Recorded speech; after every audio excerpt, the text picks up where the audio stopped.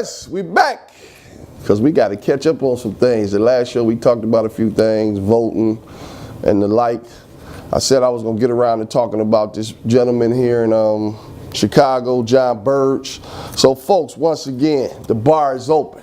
Black American Relationship Reboot is here for you, America, and the world. We're talking about what's important to you and getting these relationships right. Because let's just be honest, in life, your relationship with other people is what counts. Whether it's your wife, your boyfriend, your employer, the merchant down the street, relationships are the key. Well, let me get on right to it because I don't want to mince words today. John Burge. Please, if you haven't heard the name, please Google it. I'm gonna tell you right now, the story is it's amazing and incredibly disheartening that in this day and time, this happens to us as black people. And you know, people don't understand, we go through a lot. Now in Chicago, there was a commander named John Burge. This guy, he really didn't care too much for black folks. I mean, he felt like if you were just black, you were guilty of something. And he just pulled you off the street, put you in a dark room somewhere and beat a confession out of you.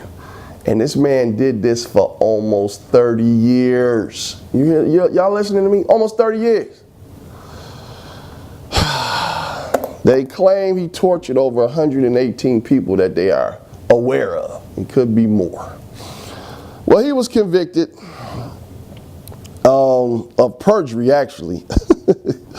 He wasn't convicted of the fact that he was beating up people and torturing them. He was convicted of perjury. And they gave him, it says here, a pretty short sentence. Now, they just let the guy out, which is why it's news. And it was in These Times magazine for the month of November. And they let him out on October the 2nd. He granted him an early release into a halfway house in Tampa, Florida for good behavior. Now here's the kicker, folks. And this is where I want y'all to understand, especially my white brethren. When these cops kill these people out here and torture them, and people win settlements and you have to pay, you know, for a lot of Republicans to make a big deal about welfare payments, this is like welfare for the police department. It allows them to do whatever they want under the auspices of the state and then not have to pay for what? For their actions. You pay for their actions. So when you get these $1 million settlements because you killed somebody inadvertently, or you choked them too long and they died, or you beat them up into submission even though they didn't die, you still have to pay. Or we get to Rodney King where you get a verdict that lets them off and then you end up having a riot that causes over $1 billion in damage. You pay for that. Your tax dollars. So don't let nobody tell you such thing as free money. Ain't no free money. It's coming out your pockets. And trust me, we pay more taxes than rich folks, percentage-wise. So we're the ones paying for this stuff. Now this gentleman, here's what's so disheartening. The state, and of course his union, went to bat for him and said, look, because no one wants to admit guilt. The state, he's working under the auspices of the state, so if the state doesn't, they don't defend him, then the state looks guilty. So now the state said, we're going to defend this guy. Despite his felony conviction, this guy was allowed to collect a $50,000 a year pension, which of course piled up while he was in jail. Whew, this is amazing. The Illinois Supreme Court decided 4-3 that he may continue to collect his pension in the future. He's already collected over $700,000. But of course, that's little compared to what Cook County has had to pay out in fines. So far, $66 million in fines And that's not to all 118 of the victims, because some of them haven't received anything yet. They're trying to put together a fund to compensate more people coming forward. Isn't that something? This is the state now. This is a state who yesterday, or shall we say, election day, for all of y'all out here who might not know, we just taping this thing, we just doing it here at the bar. But on election day, Illinois voted out Pat Quinn, a Democratic governor who cared, and votes in a Republican governor. Wow, this is gonna be crazy. It's gonna be crazy. It's just gonna get worse. So, overall,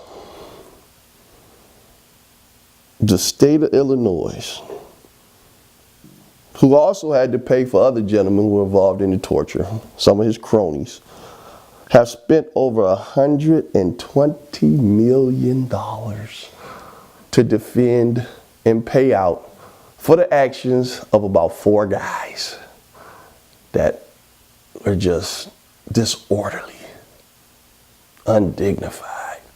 I don't even know how these guys get to wear the badge. You know, we talk about the police protect and serve, and some of you police officers, you're just like devils. You're just evil. You don't like the people that you're supposed to protect and serve, so you become a pariah. And that's what black folks are saying to the rest of the country. We are being occupied. Some of our areas are being occupied. They're not being protected. It's like we battling against terrorists ourselves. And that's when America needs to stand up. This is a story you haven't heard on any of the major networks. They're not talking about this because it's a blemish on American society. Which is why I said we don't talk about the bad things that go on, the ugly, just plain old heinous and smelly, nasty things. We won't get anywhere as far as change. And that's the real tragedy, folks. So if you want to know more, trust me, just Google John Burge. You'll get more.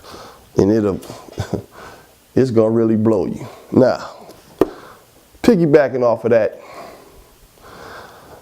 I don't know if all you people out here familiar with Michelle Alexander, but this book been around a little while. The New Jim Crow. A friend of mine gave it to me a few months ago, and I finally got off into it, 2005. So it's been around.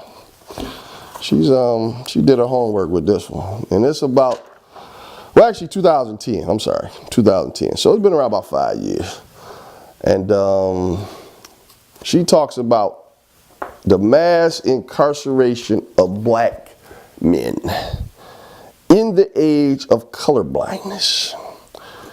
Now, we just got through talking about men who, incarcerated that weren't even guilty. They beat confessions out of them. And we know the stories, whether you're talking about Hurricane Carter or, I mean, the list goes on and on of brothers that they found out that their DNA has cleared them. And thank God for the Sentencing Project folks out there. The folks at the Sentencing Project, and I'm going to tell y'all folks right now, at the Sentencing Project, we really appreciate the work you're doing. If you're watching the show, get at me, and we'll do what we can to, get some things together. I like to talk with you guys. I also like to make a donation because you're doing good work, and that's important. But folks, I'm going to tell you, we don't deal with this prison problem, the relationship we have to incarceration and the justice system in this country, it's not even going to make a difference. You can't just throw everybody in jail that you don't agree with. I mean, they built more prisons than they can handle in California. Now they got to do what? They got to figure out, well, we just spent too much money on prisons. So now we got to turn around and figure out how to pull the money out of the prisons and put them into the schools. So that just goes to show you, wow, I don't know. What are we going to do with these type of priorities? It's incredibly just twisted. Folks, look up John Burge. That's JONBURGE. Google it, please. Look it up.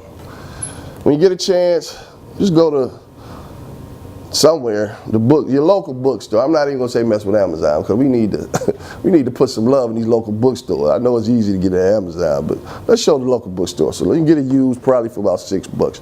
The new Jim Crow, Michelle Alexander. C. Clay, brother, I can't thank you enough. We're doing good work out here. Folks, if you want to send us a line, do that. Hit us up at the email, marklistentoyou@gmail.com. That's MARCLISTEN, the number 2, the letter U, @gmail.com. Hit me up sometime. I love to, get a little response. Check out the show. Make some comments. I'm on Facebook, YouTube. I'm all over the place now because of this man. I'm about to get out of here. I know I done ran on my minute. I love y'all, folks. As I always say, I'm tired of racism. So should you be. Let's get this thing done and let's do it right. Peace.